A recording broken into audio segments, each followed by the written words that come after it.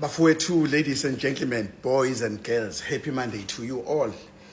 Ehamba phambili ke umnumzana uKelvin Mathibeli ayike usiphosele inselelo isinqumo senkantolo sokuthi makahoxise izinto azikhulumile ngoGeneral Nhlanhla Mkhwanazi izinto ayibhale kuma social media akaxolise lokho ke ukuphosela inselelo usefake iappeal ukuthi angathi akekho happy ngesinqumo senkantolo asazike iyozala Nkomoni kushuthi umnomzana uKelvin Mathibeli ubhekene ngqo manje nestate zika nje ubhekana ngqo manje nestate ukuthi lalela state manje hello what so bhekana ngqo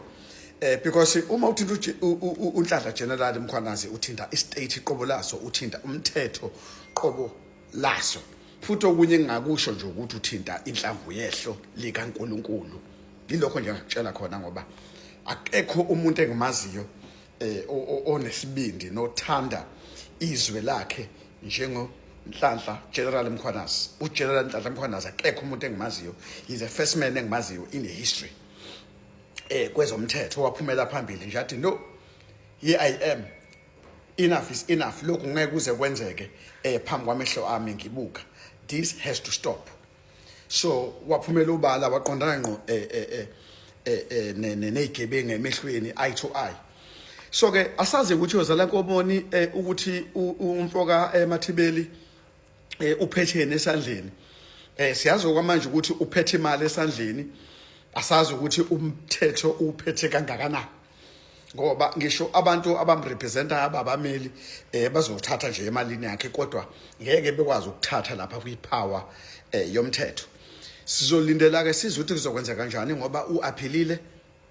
ukuthi akavumelani nesinqumo kushuthi kahle kahle yena uthi nje angeke aza delete lutho ngeke azaxolise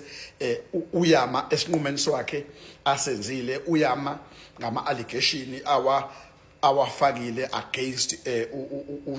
uGeneral Mkhwanazi lokhu akushilo ukuthi wayefuna ukumbulala kwamthumelela abantu kweinvade umuzi wakhe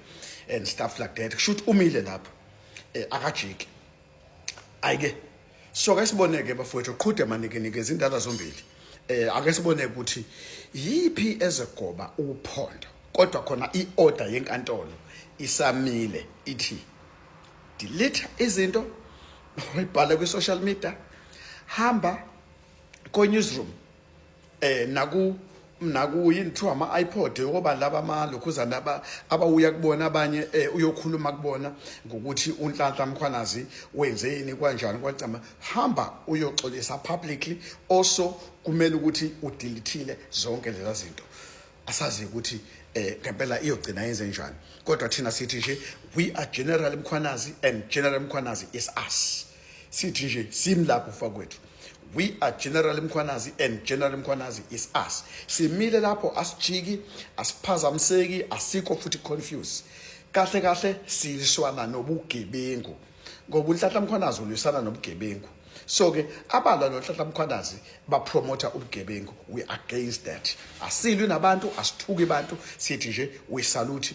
uNdonga we salute uNkwalenkosi we salute uGeneral Mkhwanazi qhubeka nje ufight ubugebengu nsizwa kithi we behind you ngayo yonke indlela we behind you ngayo yonke indlela so ke asijiki ke bafowethu futhi asikho against umuntu personally yabo ayikho personal lento ukuthi silwa nobugebengu siliswana nobugebengu akekho umuntu esimfighter personally nawe kungabe usuqhamuka uzofunda uzosifighter personally uyangezwa ngithini kuwena ungezwe uzosifighter personally ubuziqhamuka uthi hey omsomi disi no silwa nobugebengu izingane zethu iphelile ama drugs and lento yokuthi igenge yama drug cartels izenzele iqeda amathuba emsebenzi because bangaka abantu abaqashwayo just because ama cartels bona they benefiting doesn't make any sense kufanele kubulungiswa mabenzeke so ke kunjalo nje nganza kwethu sithi ayikabi ubulungiswa kufanele benzeke bafowethu justice must be served danko